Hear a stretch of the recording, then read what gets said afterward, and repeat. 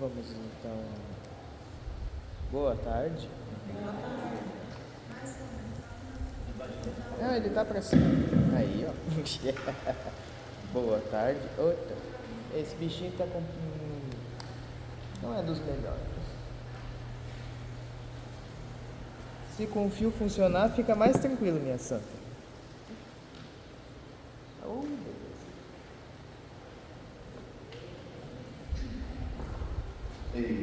Agora sim. Vamos ser chegando depois. Isso.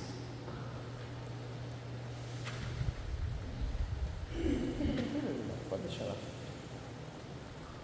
Podem se sentando.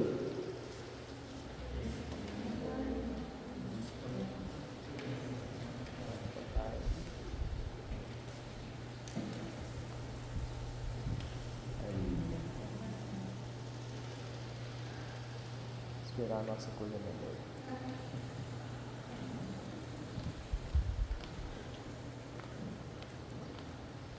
Sentados mesmo, não precisa ficar em pé, vamos só fazer uma pequena oração. Em nome do Pai, do Filho e do Espírito Santo. Amém. Vinde, Espírito Santo, enchei os corações dos vossos fiéis e acendei neles o fogo do vosso amor.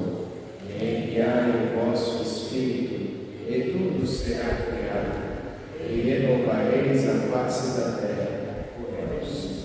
Ó Deus, que instruíste os corações dos vossos fiéis, com a luz do Espírito Santo, fazei que apreciemos retamente todas as coisas, segundo o mesmo Espírito, e gozemos sempre da sua consolação.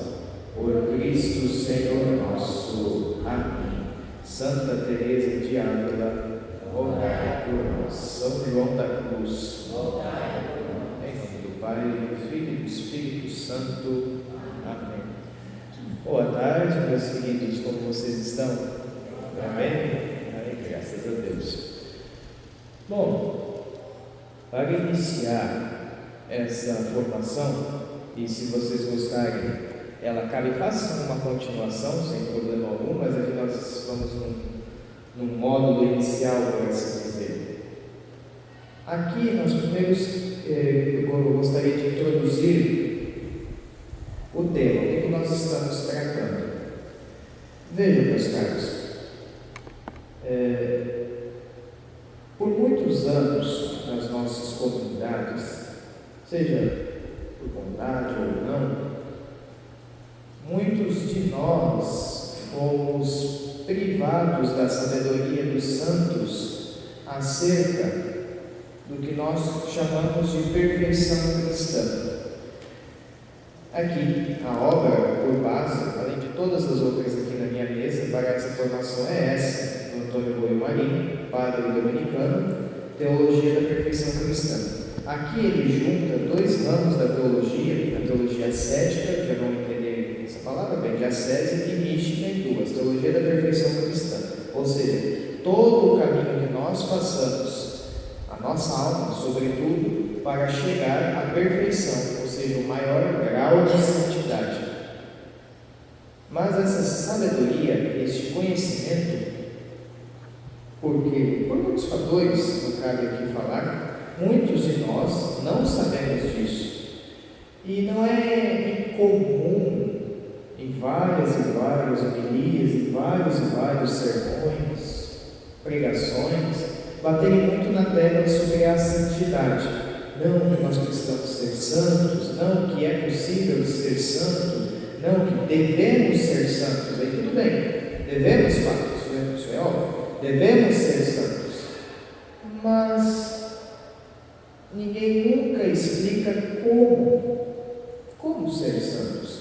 E esse é um problema grave, porque muitos passam anos e anos, e tudo bem, isso é salutar, servindo a igreja, fazendo tudo o que devem fazer enquanto católicos, e nunca chegam de fato ao nível máximo de santidade, às vezes que Deus quer daquela alma, porque não sabe como. Às vezes, Não é comum encontrar pessoas que falam: não, eu sirvo na igreja, que é colar, vou rezo minhas missas domingo. Eu acho que isso é ser santo.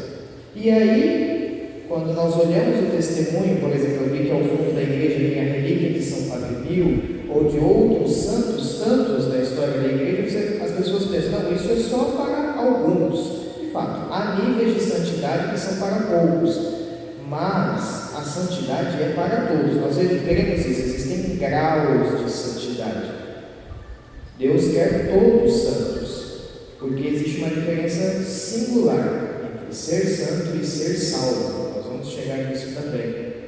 Então a pessoa vive assim, ela acha que a vida é isso. De vez em quando eu vou, me confesso, vou à missa todos os domingos, quando posso vou todos os dias, rezo aqui e acolá, e não progride, não avança na vida espiritual, não avança na maturidade da vida espiritual. Então aqui essa formação, eu gostaria de compará-la, por exemplo, a quem faz um exercício na academia. Todos nós queremos aumentar o vigor físico, o vigor, a saúde do nosso corpo, precisamos, com efeito, fazer exercício físico. E isso nós vamos começar levantando um pezinho de 1 kg, 5 kg, regrando a nossa alimentação. Mas cada um terá um corpo diferente, totalmente diferente do outro, e quanto mais avançados, os exercícios ficam mais diversos. No início, mais ou menos, todo mundo faz a mesma coisa, levanta os mesmos pesos, faz a mesma coisinha mais simples. Mas quando avança, por mais que os exercícios sigam o mesmo padrão, mas eles mudam o jeito. Tem gente que prefere um treino para ter mais força, outro para ter mais velocidade, cada um com o seu jeito, mas sempre o caminho segue o padrão. Por que eu digo isso? Porque todos os santos da história da igreja seguiram um caminho, e esse caminho, cada um diverso, porque todos os santos são diferentes, mas se nós olharmos na raiz de pelo menos 90% deles, 90% deles seguem um padrão. Assim, como qualquer coisa na vida, os prédios, por mais diferentes que eles sejam, eles possuem estruturas semelhantes e lógicas semelhantes. Eu não posso colocar uma viga de tal jeito, senão o prédio corre o risco de cair. Tudo segue esse mesmo tipo de padrão. A mesma coisa na hora de estudar. E isso precisa de um exercício contínuo. Assim vamos amadurecendo, vamos aumentando as nossas capacidades em orar, em rezar, e aqui, sobretudo, na intimidade com Deus. E a segunda, isso vocês pegaram do exercício físico, a segunda analogia, essa é da própria Santa Teresa de Jesus, Santa Teresa de Ávila, a grande mestre e doutora da vida mística. Abaixo, acima dela, só Santo Tomás de Aquino. Ela compara, baseado no próprio nosso Senhor Jesus Cristo, a nossa vida espiritual, a nossa alma, sobretudo, como a noiva desposada para o noivo, que é nosso Senhor Jesus Cristo. Ou seja, a nossa vida espiritual é para ser um matrimônio em que nós estamos prometidos a Cristo em casamento, a nossa alma sobretudo. Só que nós precisamos passar, muitas pessoas não chegam nem a se apaixonar por Jesus. É todo o caminho, sabe? Quem é casado sabe disso. Você precisa se apaixonar pela pessoa, dessa paixão, conhecê-la mais afinco, aí depois vocês começam a namorar, do namoro vai para um noivado e finalmente um casamento. A mesma coisa na nossa vida espiritual com o nosso Senhor Jesus Cristo.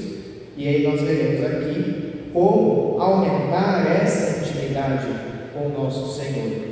Essa é a finalidade aqui, para que nós possamos, através desses passos seguidos tranquilamente e com determinada determinação, que é de Santa Teresa de Jesus, ou seja, por mais que às vezes vai parecer difícil, mas continuar seguindo, poder um dia sermos santos. Vejam, aqui vale então, começo, uma pequena distinção. Qual é a diferença do santo e do salvo? E aqui nós vamos começar a entrar um pouco em termos mais complexos da teologia ascética e mística. Santa Teresa d'Ávila, quando ela era um pouco mais velha, mais por volta do final de sua vida, ela teve uma revelação, na festa da Santíssima Trindade, em que Deus mostrou a ela as 7 moradas da alma. E aí isso motivou ela a escrever a sua última obra, e das mais famosas, que é Castelo Interior. Nessa obra específica, a santa narra para nós o caminho que a alma percorre até a perfeição. Isso já estava nas tradições anteriores, nós podemos encontrar coisas semelhantes. São Bernardo, nos santos orientais, aquilo que a Popa disse, se eu não me engano, na reflexão do dia da ascensão de nosso Senhor Jesus Cristo, o caminho que a alma passa para a teoses, a união com Deus. Mas aqui ela narra de uma maneira mais específica. E é bom que nós tenhamos conhecimento disso, porque inicialmente nós vamos ficar só em uma parte dessa etapa. Aí isso os teólogos vão definir depois. 7 moradas da alma, que são 7 estágios, por assim dizer, que a alma passa, sendo o 7º a perfeição. É claro, não é matemática, cada um de nós vai fazer um caminho, sobe, desce, vai para um lado, vai para o outro. Nós temos nossas fraquezas, nós temos tempo de aridez, tudo isso nós veremos. E aqui é importante: a primeira, a segunda e a terceira morada é a qual agora nós vamos nos prender, sobretudo a primeira e a segunda, que é a via inicial, a fase dos iniciantes, aquilo que chamamos comumente de via ascética. Porque a ascese é a luta contra a carne, sabe? As tentações da carne contra o pecado mortal, um embate muito mais direto contra os males do mundo, do demônio. Essa é a primeira parte, a via ascética. A partir da 4ª morada, via mística, via de regras. O padre Adolfo Taquerei, um teólogo, ele da via mística, da teologia mística em geral, ele define assim. Não é tão assim hoje em dia, mas para compreendermos mais facilmente. Esses são chamados iniciantes, os que estão na via ascética. 4ª e 5ª morada são também conhecidos como avançados, ou via iluminativa. 5ª e 6ª morada, via unitiva, os perfeitos. Vamos lá. Para isso, nós temos conhecimento, o que define cada uma dessas? Primeira morada. Na primeira morada, é a pessoa que está em estado de graça, a pessoa que acabou de sair da confissão. Vejam, quem está na via inicial, isso já fica muito claro, a alma só vai progredir se ela estiver em estado de graça. Quem está em pecado mortal está fora do castelo, a sua alma já é condenada automaticamente para o inferno. Claro, porque cada um tem suas peculiaridades, mas de maneira geral, na primeira morada é a alma em estado de graça. Então, quer dizer, ela não é santa, ela é salva. Quer dizer, quem está em estado de graça está salvo. Porém, como ainda tem apegos a este mundo, ainda vai pagar as penas temporais do purgatório. Percebe? Quem é santo, sobretudo os mais perfeitos, vão direto para o céu, não passam pelo purgatório, porque já amaram a Deus a perfeição máxima que o homem pode alcançar, entre aspas, porque nós nunca conseguimos preencher o amor que Deus tem por nós, vão direto para o céu. Primeira morada, então, a alma acabou de sair do confessionário. Saiu do confessionário, o padre absolveu os meus pecados, eu de fato estava arrependido, seja por um arrependimento mais fraco, que é o arrependimento pelo medo do inferno, o arrependimento dos iniciantes. Quem ama mais a Deus se arrepende por amor a Deus, não tanto pelo medo do inferno. Embora o medo do inferno seja salutar, é necessário que temamos o inferno. Assim como uma criança que não coloca o dedo na tomada porque tem medo da bronca do pai. Tudo bem, tem que ter medo que o pai vai repreender, mas quando você amadurece, você percebe que o seu pai te ama. Então, eu não vou pôr o dedo na tomada porque eu amo meu pai, eu obedeço ao meu pai e meu pai quer o melhor para mim. Percebe a distinção? Nós não podemos ficar presos, já vamos chegar nisso, um amor por medo, só um simples medo por Deus, não é o santo temor. Então, quais são as características da pessoa que está na primeira morada? Bom, está em estado de graça, mas ela tem pouca ou fraca rotina de oração. E não só pouco ou fraca rotina de oração, mas um combate não muito forte contra o pecado mortal. Quedas muito frequentes. Pecado venial, então, ela nem pensa em combater. Ela, às vezes, pratica o pecado venial como esporte, sabe? Percebe e vive o pecado venial com muita tranquilidade. E imperfeições principais. E qual oração essa pessoa costuma rezar? Veja, aqui vai uma outra coisa para nós. Acompanhado a vida e o grau conforme a alma passa, os teólogos místicos, os santos doutores, como a própria Santa Teresa, São João da Cruz, Santa Teresa Benedita da Cruz, que é também chamada Santa Edelstein, essa aqui, que vai ser futura doutora da Igreja, outros padres como esse, que é o padre Frederico William Faber, e outros teólogos, como o próprio Guimarães, definem 9 graus de oração. São 9 graus que acompanham o progresso da alma até a perfeição. A alma, quando está na primeira morada, via de regra, que não progride, ela fica presa no primeiro grau de oração, a oração vocal. Oração vocal é a oração que todos nós aprendemos e todos vamos rezá-la, não há nada de errado com elas, todos iremos rezar a oração vocal até a morte. O que é a oração vocal? Um Pai Nosso, uma Ave Maria, ou um Santo Anjo, até a récita do Santo Rosário, é uma oração vocal. Qual que é o perigo de ficar muito preso à oração vocal? Você simplesmente falar, soltar palavras, embora elas sejam santas, sabe? Eu falo uma Ave Maria, mas aquilo não parte do meu coração por amor a Deus. Você fala, Ave Maria, não é? Às vezes, muitas vezes, as pessoas com mais dificuldade, quando vão rezar o Santo Terço, prendem-se muito mais nas Ave Marias do que nos mistérios que estão passando. Esse é o primeiro grau de oração e não se preocupe, nós iremos rezá-lo até a morte. Ele vai nos acompanhar para sempre, mas é preciso darmos um passo mais além.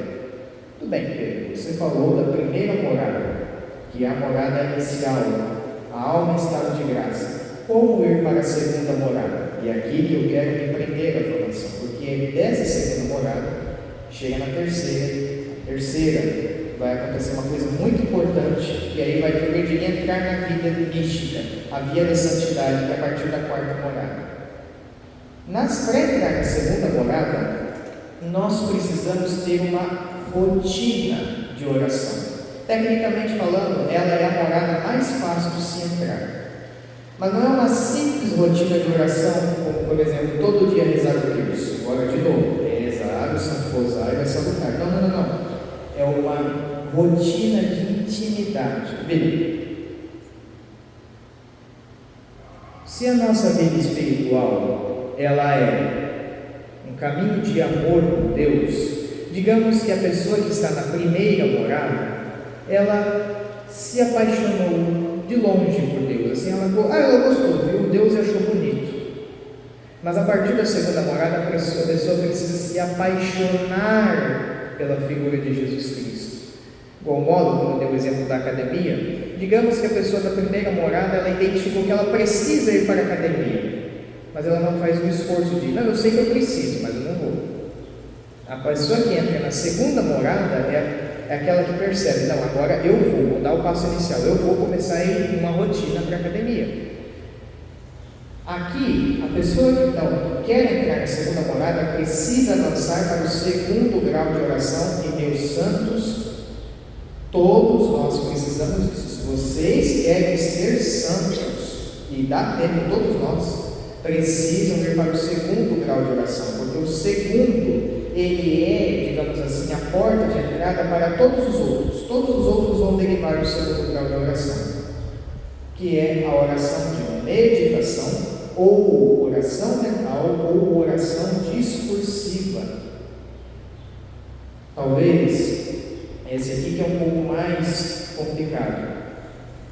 Alguns pré-requisitos, e é importante, tomem nota, porque isso daqui muitos santos ensinam, sobretudo São Francisco de Sales, na sua obra Filoteia, mas também Santo Inácio de Loyola, o grande padre jesuíta, fundador da Companhia de Jesus, e outros, entre outros, existem vários métodos, mas é um padrão. Não é simplesmente uma lectio divina. A lectio divina é salutar, é rezar com a Sagrada Escritura. Não é isso que é meditação. Quando eu digo meditação, aqui nós devemos pegar, sobretudo, aqueles que conseguem ler, tudo bem. Quem não consegue, pode ser um audiobook, pode ser ouvir alguma homilia sobre o assunto. Mas é importante que nós peguemos livros espirituais.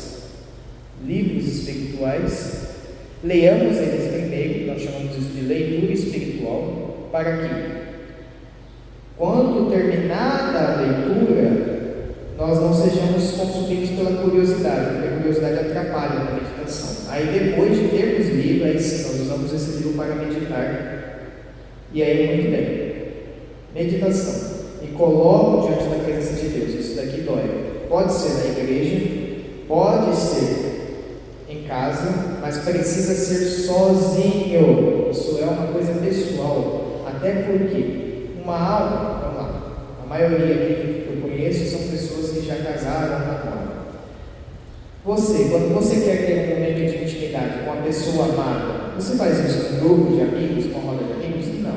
Você tira um tempo para estar com a pessoa amada, sozinho, em intimidade. A vida, o amor a nosso Senhor Jesus Cristo exige essa intimidade. Então aqui, se querem progredir no amor a Deus, não basta, embora seja saudável e salutar, devemos fazer isso em missas, obviamente, o mandamento da igreja, grupo de oração, grupo de rezar, retiros, mas nós precisamos ter uma vida íntima com nosso Senhor Jesus. E aqui que vem o ponto, eu me coloco na presença de Deus, faço uma pequena oração quando vem do Espírito Santo, mas aqui é uma parte que dói muito em nós, que nós precisamos nos colocar como estamos neste momento. Santa Catarina de Siena vai dizer que é o autoconhecimento. Eu me apresento diante de Deus e me despeço de tiro todas as vestes do dia, coloco a presença diante de Deus, os meus problemas, a quantidade de amor que eu tenho por Ele, e aí eu percebo, meu Deus, eu não te amo como eu queria, eu quero te amar. Você tira tudo, mostra para Ele os seus problemas, as suas dificuldades, as suas misérias e ao mesmo tempo as suas alegrias. Se coloca na presença de Deus e vai deixando o silêncio tomar conta. É importantíssimo, muito silêncio, intimidade. Depois, reconhece a presença de Deus e aí finalmente nós vamos entrar na parte da meditação. É importante que seja um livro espiritual. Mas essa Sagrada Escritura dá, mas ela é mais complexa para fazer isso. Existe muito tesouro dos santos que nos ajudam a nos aproximar dos mistérios de Deus. Aí, conforme nós vamos amadurecendo na meditação, aí sim, podemos ir para uma Sagrada Escritura. É como um bebê. O bebê precisa do leite materno, da papinha na boca, para depois, quando ele adquire os primeiros dentinhos, um estômago mais forte, aí ele vai ter uma carne. A Sagrada Escritura é uma carne suculenta. Todos nós queremos comer, mas precisamos amadurecer para comer. Você pega um livro espiritual, uma parte específica, não precisa ser muito longa, e fica lá. O ideal, Santo Afonso Maria de Ligório pede meia hora no mínimo. São Francisco de Sales, 1 hora. Os monges meditam 2 horas por dia. Cada um vai descobrir o ideal. Pelo menos meia hora. Às vezes vai ser difícil. Às vezes a primeira vez que vocês forem, 5 minutos vocês não vão aguentar, mas façam esse esforço para estar com Jesus meia hora, 1 hora, e você pega. Então vamos supor, eu estou meditando a paixão de nosso Senhor Jesus Cristo, segundo Santo Afonso, mistério da paixão. Pegamos aqui, nosso Senhor sendo flagelado junto à coluna. Então beleza, me coloco diante da presença de Deus, o mistério de nosso Senhor sendo flagelado junto à coluna. E aí eu vejo, pode usar a imaginação, mas não tanto, porque às vezes a nossa mente ela vai jogar um monte de coisa. O demônio faz isso também.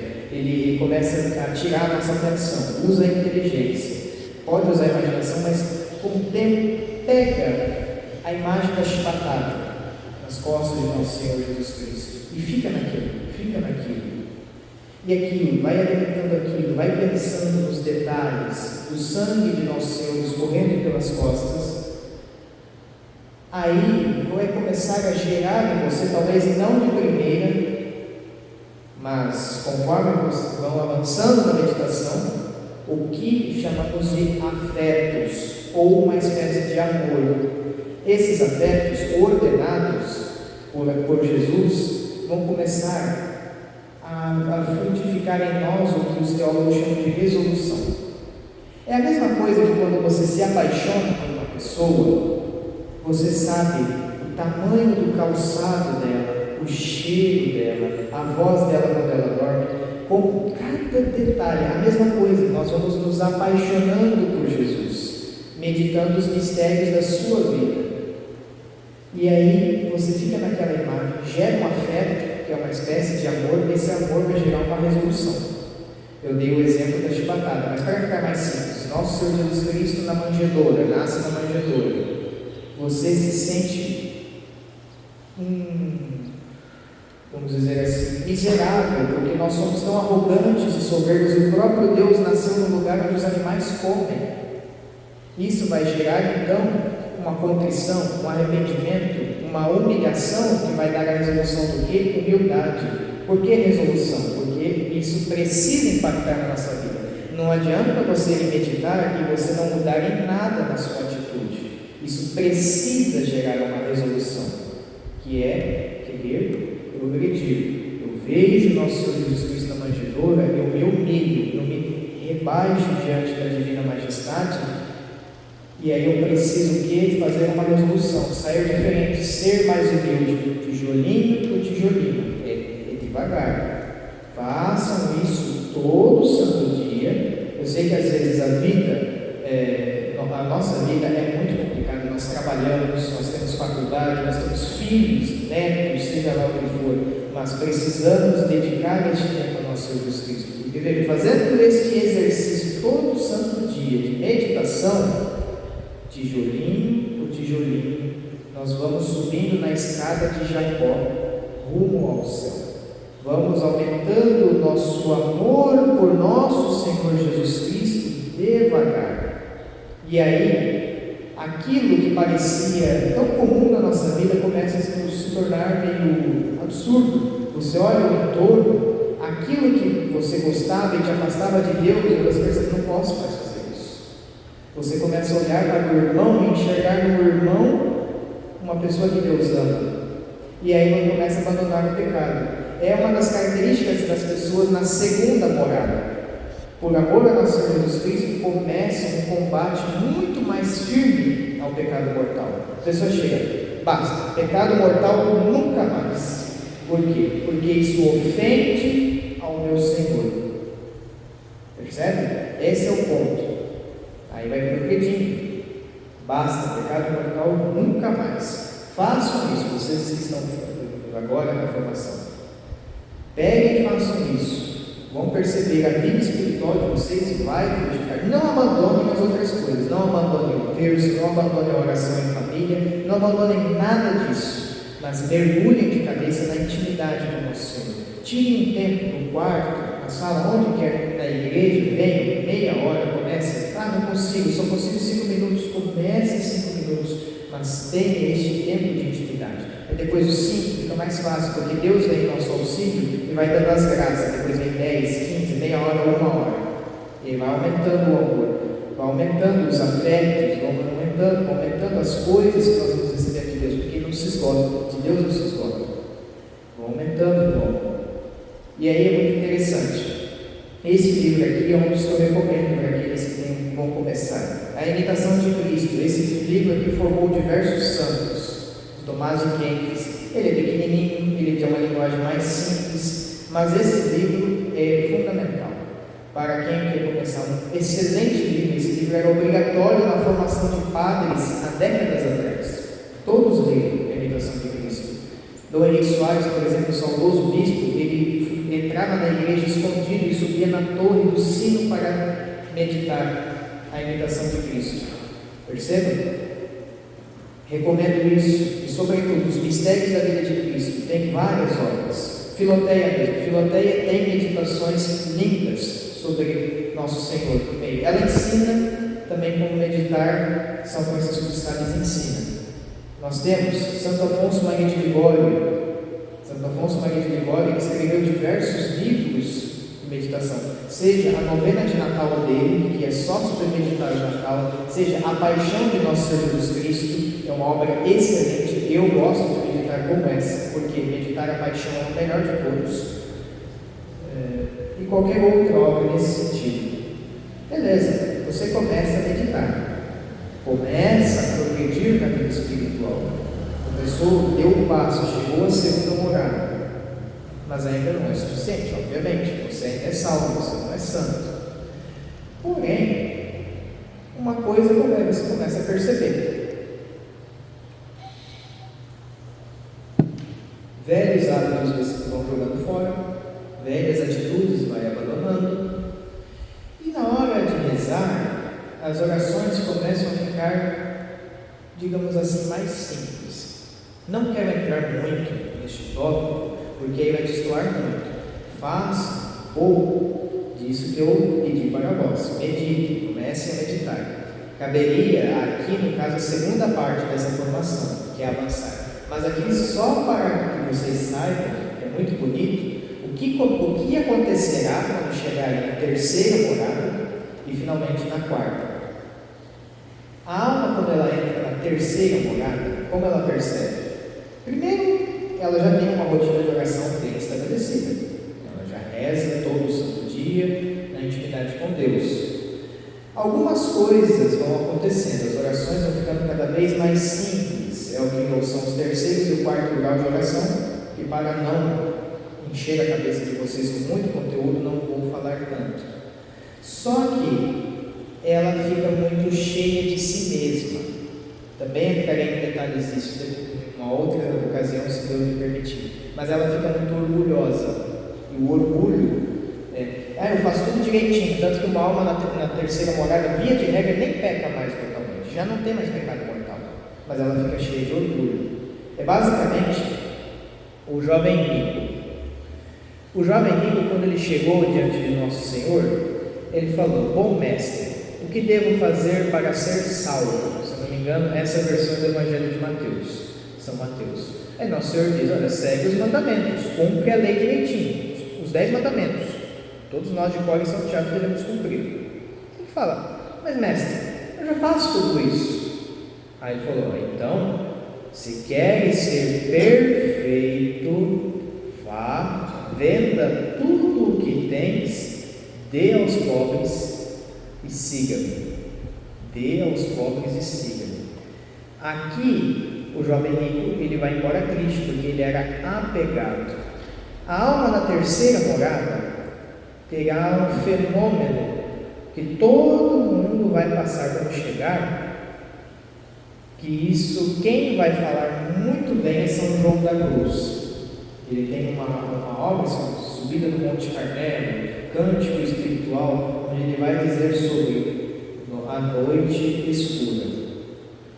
Dei essa pequena palhinha, mas entendam, a aridez espiritual todos nós vamos passar. Talvez vocês, inicialmente, quando começarem a meditar, no primeiro mês, Deus vai dar muitas consolações, muito prazer em meditar, muitos sentimentos, muitas sensações gostosas. Vai ser prazeroso porque Ele quer que você crie o hábito. Assim como um bebezinho no colo da mãe é extremamente confortável, é gostoso, é quentinho, é acolhedor, é macio. Mas vai chegar uma hora que o bebê precisa caminhar. E Nosso Senhor vai colocar você no chão. O chão é gelado, o chão é duro, não tem a mãe, você vai gritar. Uma aridez espiritual, é normal. No primeiro, no segundo mês, cada alma vai ser diferente. E às vezes você vai rezar e não vai ter sentimento bom, tudo bem. Não fiquem presos ao sentimento. O sentimento é bom porque nós somos carne. Só que eles podem nos enganar. Não dependem dos sentimentos, usem a inteligência. Por que eu disse isso? Porque isso aqui é uma aridez. Todos nós, a nossa vida inteira, teremos momentos de aridez, momentos de fervor. Faz parte, assim como as 4 estações, tudo isso vai acontecer. Verão, Outono, inverno e primavera, isso tudo vai acontecer na nossa vida. Há momentos alto e baixo. Por que eu disse isso? Para vocês não se confundirem quando eu disser da noite escura. A noite escura, elas são duas. A primeira e a segunda, elas são coisas diferentes. E a noite escura, eu não vou entrar em detalhes sobre ela aqui, não cabe agora, mas só para dar uma palhinha. Basicamente, Deus irá cortar da alma na terceira morada todas as consolações humanas, carnais. Vai cortar tudo. Por que Deus faz isso? Para que a pessoa amadureça e não fique dependendo. É aquilo que, agora esqueci quem fala, para que a pessoa não ame as consolações, mas sim o Deus das consolações. Não o que Deus dá, mas ame a Deus porque é Deus. Deus vai cortar tudo. Como a alma está muito soberba, muito cheia de si, Ele vai lapidar. E lapidar dói. Ele vai pôr no fogo dói.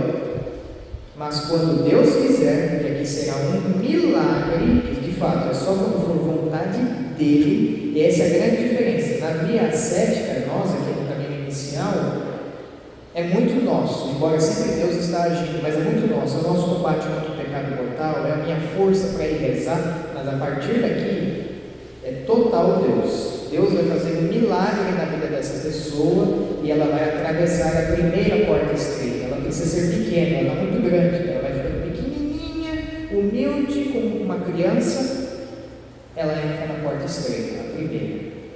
E o que acontece quando ela está desse outro lado? Na quarta morada. E é aqui que a vida mística começa de fato. Ela ama com um amor que não é dela. Chega a ser um negócio muito emocionante. A alma, quando ela cruza essa porta, ela começa a amar com um amor que não é dela.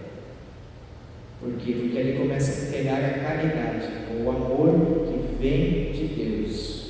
E as pessoas percebem, elas percebem uma alma inflamada de amor a Deus. Esse é o nosso objetivo inicial. Por quê? Porque a maioria de nós, Deus quer que cheguemos pelo menos até a quinta morada. A sexta e a sétima, nós não sabemos a vontade divina, mas é para os eleitos. Então, santos de altíssimo nível, como São Padre Pio. São Padre Pio é um eleito de Deus desde o nascimento, já nasceu na sétima morada. Santa Teresa de Ávila também chegou à sétima morada no final da vida. Santa Teresinha do Menino Jesus chegou à sétima morada no leito de morte. Cada um deles, ao seu tempo. Nós não sabemos qual é o plano de Deus para a nossa vida. A maioria de Deus, pelo menos, quer que cheguemos à quinta morada. A sexta e a sétima, os mais altos graus de perfeição. É tão bonito, meus santos, que a alma na sétima morada, ela chega a um nível de contemplação tão grande que ela não precisa mais nem rezar. A oração ela fica tão simples que ela não para de pensar em Deus. Claro que ela reza, ela continua rezando. Porque principalmente pelos outros, os outros veem que ela reza, mas ela em si não precisa, porque ela não para de pensar em Deus. Eu não me lembro qual que era a santa, se era uma freira, se era Santa Rita, não é Santa Rita, se é Santa Gema Galgani, diretor espiritual dela, pediu para ela parar de pensar em Deus por um minuto, ela começou a vomitar e passar mal, ela não conseguia parar de pensar em Deus. Esse é o caminho. Por quê? Porque ela começa a ver aqui na terra as alegrias do céu, ela começa a ser uma habitante do céu aqui nessa terra.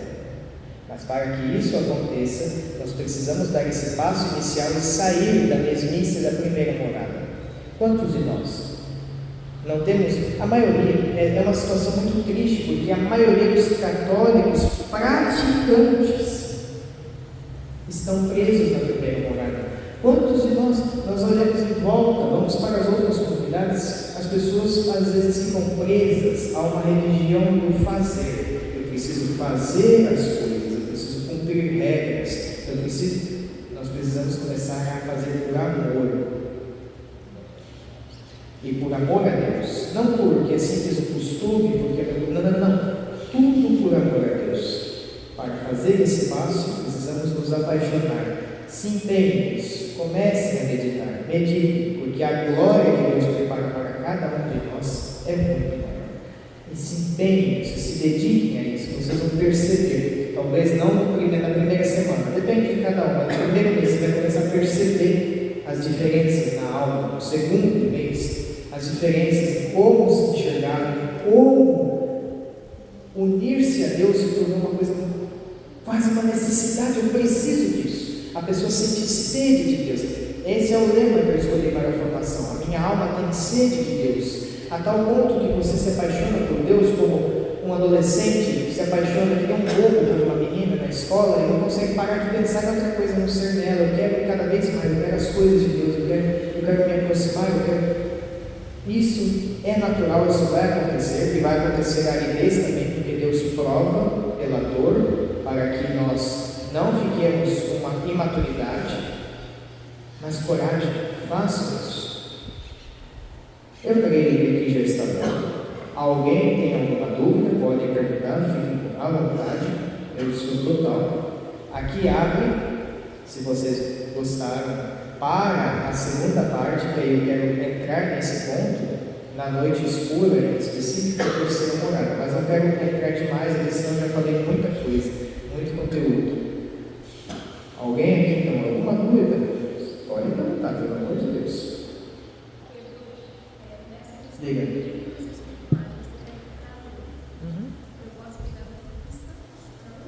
Com certeza. A maioria deles foram os santos que escreveram. Tomás de Kempis é um que não é santo, né, que escreveu a imitação de Cristo, e tem a outra, a imitação de Maria. Mas sim, com certeza, pode pegar santos. Só que não pode ser a vida dos santos, não tem problema, mas não é tanto eles. Perceba que o foco da meditação é sobre Jesus. Porque nós meditamos a vida de nosso Senhor, que gera os afetos e as resoluções, que vão dar o quê? Virtudes. Sem virtudes, nenhum de nós será santo. O que são as virtudes? As virtudes teologais, fé, esperança e caridade, amor, virtudes cardeais, temperança, prudência, justiça e fortaleza, e as outras, como paciência, benignidade, que são os dons também do Espírito Santo, cada uma das virtudes. É interessante que sejam livros, pode ser de santos, que escreveram sobre o nosso Senhor. Então, os livros que eu sugeri, tanto a Imitação de Cristo, que é mais sobre a vida cristã em geral, mas Filoteia também, Filoteia significa literalmente filo, amizade, amor, teia, a Deus. Santo Afonso, sobre a paixão, sobre Nossa Senhora, os mistérios da nossa fé em geral, as verdades da nossa fé. Então, por exemplo, você pode meditar sobre o dogma da Assunção de Nossa Senhora, a imagem da Virgem subindo aos céus, levando a nossa indo aos céus de corpo e alma, e isso pode ser meditado, é uma verdade da nossa fé. Nosso Senhor Jesus Cristo chamando os apóstolos. Por que ele fica nesses mistérios da fé? Porque à medida que você vai amadurecendo na meditação, aí você vai para a Sagrada Escritura. A Sagrada Escritura é mais densa, é mais complexa. Mas, por exemplo, tem uma passagem do Evangelho de São Lucas que eu amo meditar e sempre me comove muito.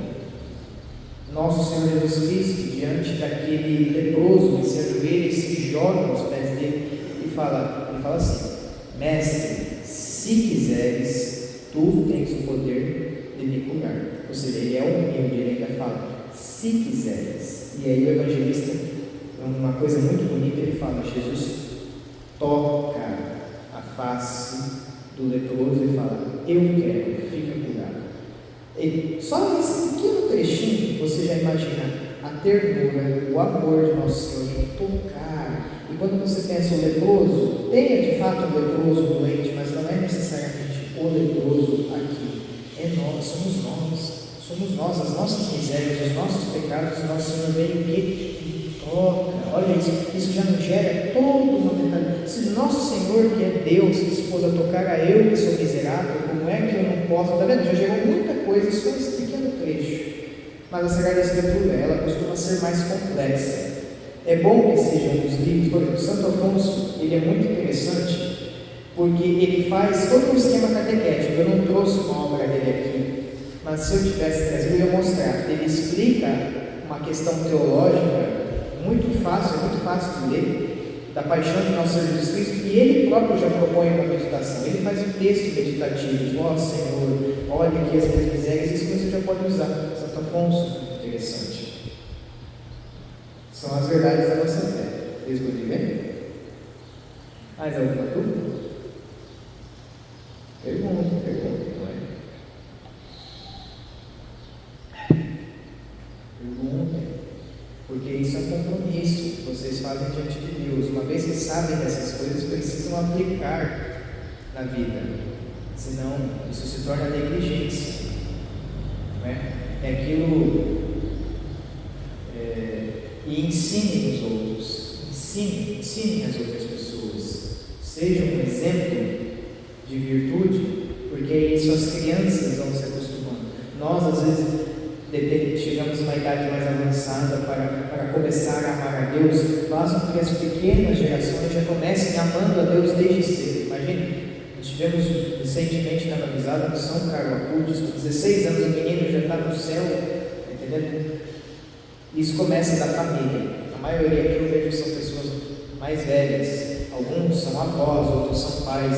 Comecem em casa, através do exemplo de vocês levando a sério isso. Eu me recordo ontem da homilia que o Padre Leoni fez na comunidade Nossa Senhora dos Migrantes. Ele disse: hoje, talvez nós não consigamos explicar as verdades da fé para um ateu, para um pagão, mas ele olha o nosso amor por Deus, e o amor é uma coisa que desperta a fé. Então, quando nós de fato levamos a religião a sério, e a religião é isso, o que é religião? Do latim relicare, religar, é Deus que vem ao nosso encontro para unir a humanidade de volta a nós. Levamos a sério isso, as pessoas percebem, é um homem de Deus. Por quê? Porque você não vive uma hipocrisia. Você quer falar de Deus, mas olha como você vive. Você é um pai de família péssimo, você xinga, você faz isso, você fofoca.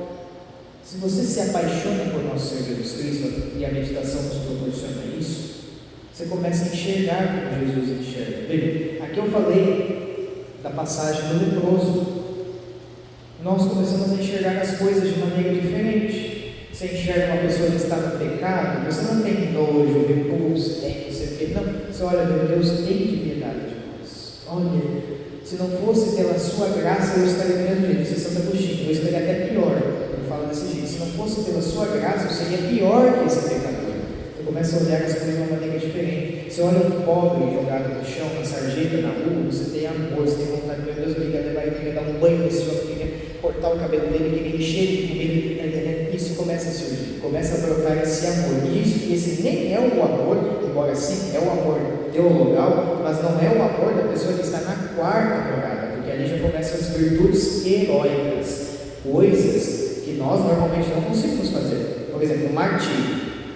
A pessoa que é um mártir, a pessoa que chega na quarta morada, ela quer morrer. Ela olha, nós olhamos, por exemplo, dá um exemplo aqui, São Lourenço. São Lourenço foi jogado numa fogueira 2 vezes para ser martirizado, e ele deu risada na cara da morte. A pessoa que chega na quarta morada, ela olha para esse exemplo. Nós às vezes temos medo, né? Nós queremos sair correndo.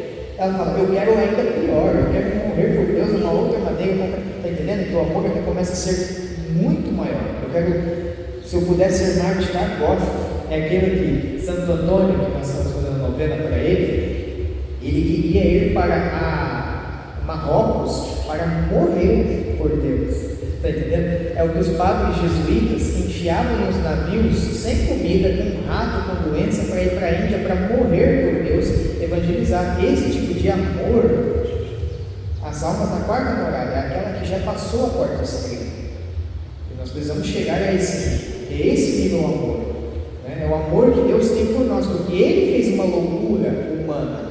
O próprio Deus morreu numa cruz por nós. Está entendendo? É esse o ponto. Esse é o nível de amor que nós vamos chegar se continuarmos progredindo.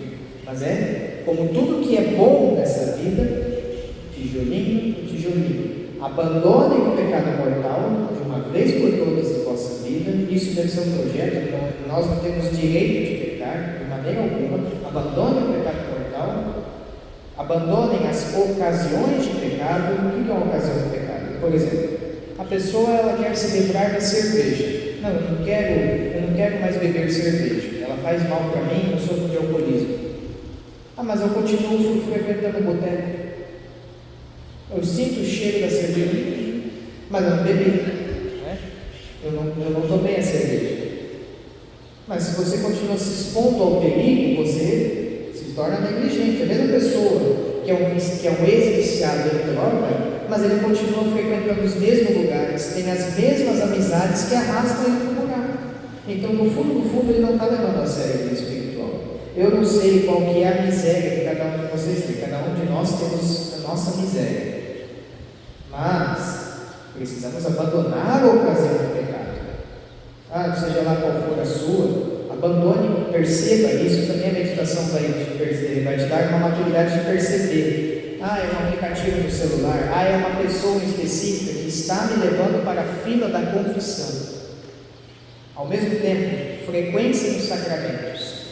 É uma pena que a maioria aqui não tem missa diária. O privilégio que eu tenho, ter missa todo santo dia, mas não faltem uma missa, não faltem a celebração, recebam sempre a comunhão, porque através dos sacramentos que Deus de fato nos toca, e a comunhão e a confissão são os sacramentos da configuração, eles vão nos moldando. Confissões mais frequentes, uma vez por mês, uma vez a cada 15 dias, porque você vai, cada vez que você se confessa com mais fervor, você começa a perceber os outros defeitos que você não via, os pecados veniais, por exemplo. E a comunhão, você vai aumentando o seu vínculo com o nosso Senhor Jesus Cristo, tijolinho por tijolinho. Tudo que é bom nessa vida demora. Quem faz academia sabe, demora 3 anos para você começar a perceber o seu corpo bem diferente, mas você nota as pequenas mudanças. Construir uma casa demora. Agora, para destruir, é de uma vez. Uma bola de demolição destrói tudo. Então, é isso que o pecado mortal faz. Ele destrói a caridade, destrói o amor divino na nossa alma. É óbvio, dependendo do seu arrependimento, você volta aonde parou, não começa do zero. Depende do seu arrependimento. Sempre progredindo. Porque na vida espiritual nós não podemos ficar estagnados. Não é? Morno até Deus vomita. Um morno não entra no reino dos céus. Então, não tem outra opção. Ou é ir para frente, ou nós seremos arrastados. Não tem outra opção. É sempre ir adiante, o amor a Deus. Quando vierem as tempestades, seguir em frente, sempre rezando. E aqui vem o método de Santa Teresinha do Menino Jesus. Por que Santa Teresinha foi doutora da igreja, se ela nunca escreveu uma obra teológica, uma obra espiritual como essa de Santa Teresa de Jesus, Santa Teresa d'Ávila? Se ela nunca escreveu um tratado de teologia, por que ela foi doutora da igreja? Porque Santa Teresinha, ela escreveu em suas cartas uma coisa que nós chamamos hoje de pequena via, algo que São José Maria Escrivá, o fundador do Opus Dei, traz para vós que são leigos para a vida do trabalho.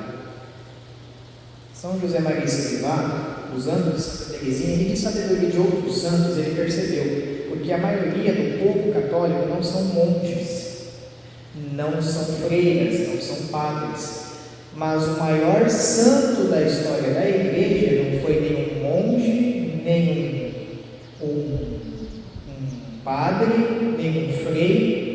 O maior santo da história da igreja foi o pai de família carpinteiro, São José. Essa era a grande pergunta, mas como que São José, que não foi padre, que não foi um monge, que não foi um eremita, que não largou tudo para viver no deserto, um pai de família, um carpinteiro, se tornou o maior santo da história da igreja? Pois bem, havia, abaixo de Nossa Senhora, claro, a pequena via nos ensina isso, de Santa Teresinha do Menino Jesus.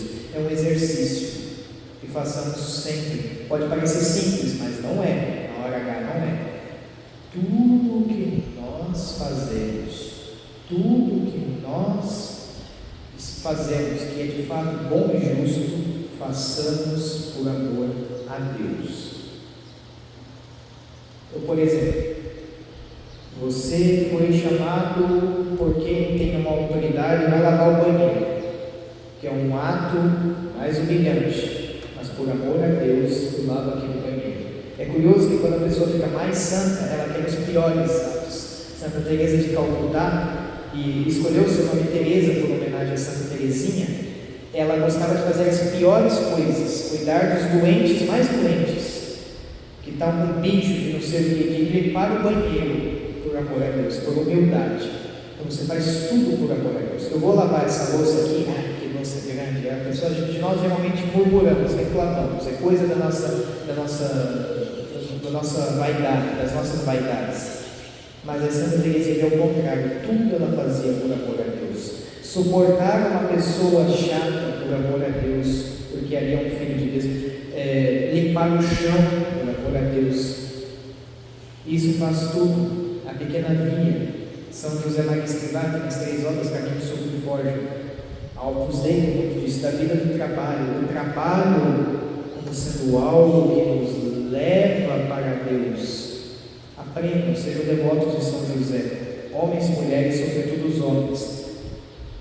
Um exemplo desse pai de família. Não abandonem a devoção a Nossa Senhora. Outra grande característica dos santos é o amor filial por Maria. Todos eles, não abandonem o amor a Nossa Senhora. Vão, tijolinho por tijolinho. É difícil dos santos, mas vale a pena. Vale a pena. É difícil, mas vale a pena. Porque a glória que nos espera do outro lado é muito maior. Alguém tem mais alguma pergunta?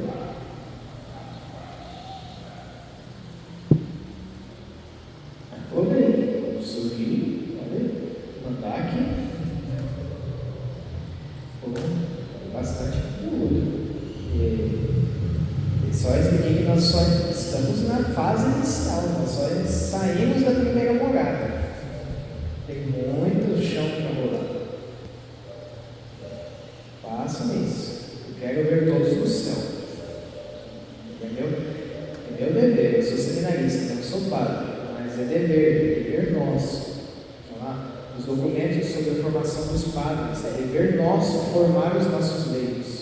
Você está pensando e tem tanto santo, como eles fizeram para chegar lá, que é tão difícil ser santo, né? Aí eu vejo as muitas histórias da coisa, é muito difícil, como que eles conseguiram, né, chegar lá. Mas se ele chegou, nós também podemos chegar, né? Mas nós temos que ter força, achar dele que nos ajuda, né, a chegar lá. Porque sozinho a gente não consegue, né? Porque é muito difícil da gente, né? Então com essa palavra que você está falando nesse momento, vai ser muito bom, porque agora a gente já tem um caminho mais ou menos, uma luzinha no fundo do Cristo, né? Para começar já a caminhar, né? Na santidade. Graças a Deus. Se você soubesse. Porque esse daqui é uma das maiores obras de teologia cética mística.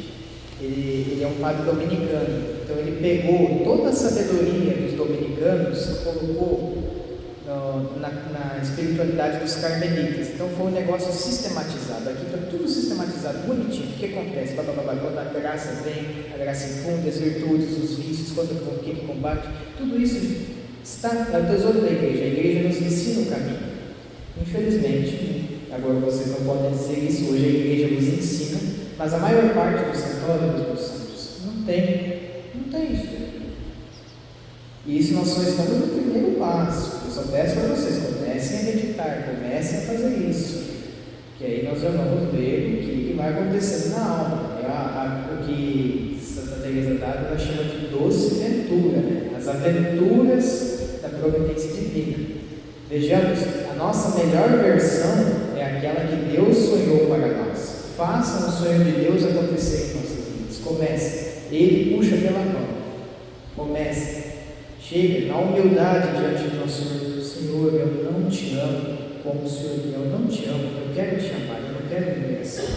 Senhor, eu quero que faça de mim o instrumento que o Senhor quer. Comece. Esse é o passo. Um namoro. Comecem a namorar. Sejam enamorados por Jesus. Se apaixonem por aquele homem, Jesus de Nazaré. Aquele homem de 30 e poucos anos, alto, cabelos longos, feição judaica, voz forte, voz firme, caminhava pelas multidões toda a sua vida. É essa pessoa que nós vamos amar, esse Jesus, o Jesus morto, descido da cruz, no colo de Nossa Senhora, que está, esse Jesus, o menino Jesus na manjedoura, é ele que nós precisamos amar.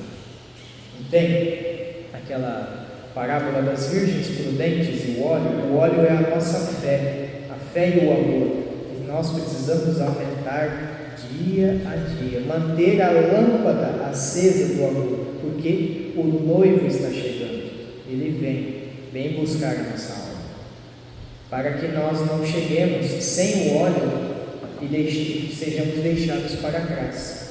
Bata a porta, não nos conheço. Precisamos sempre alimentar. Sejam alimentados pelo amor. Façam isso todo dia. Eu não consigo, mas tente. Deus deu o esforço genuíno e Ele dará tudo o que for necessário para que nós sejamos santos como Ele quer. Mais alguma dúvida? Eu nem sei quanto tempo deu. Senhora.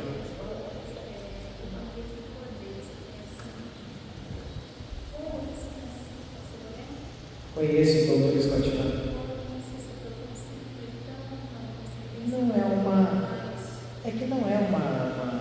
Bom, pode, não tem problema, não há problema.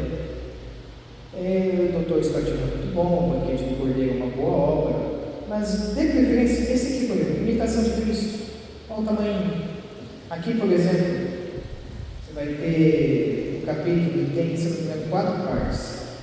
Da privação de toda consolação, como há de suportar a graça sobre a guarda da humanidade. Aí tem partes que o autor faz um diálogo com Jesus e a nossa alma. Isso aqui é muito bom. Eu tivesse uma obra de Santo Afonso, mas não tem problema. Se te ajuda, pode ser. Filoteia, esse tesouro aqui de São Francisco de Sales. Olha aqui, ele tem quase um tratado muito grande. Ele explica o que são as orações, as ejaculatórias, avisos, mas eu quero pegar aqui na meditação que ele ensina. Cadê? Os exercícios para se fazer de manhã. Aí. Segunda meditação de São Francisco de Sales, do fim para que fomos criados, e ele coloca: põe-te na presença de Deus, pede para que ele inspire. Aí faz aqui, considerações, o que Deus quis para a nossa vida como criaturas, que é para a sua glória. Nós somos criados para a glória de Deus e só seremos verdadeiramente felizes se vivermos para a glória de Deus. Aí aqui ele coloca afetos e resoluções. Confundo, aí ele ensina, ele dá tudo mastigado aqui, ele não dá nem uma página e 2. Esse é a obra aqui, Filoteia. Santo Afonso Maria de Ligório faz a mesma coisa, tudo bonitinho. A sabedoria dos santos está aí. São Francisco de Sales, se não me engano, também é doutor da igreja.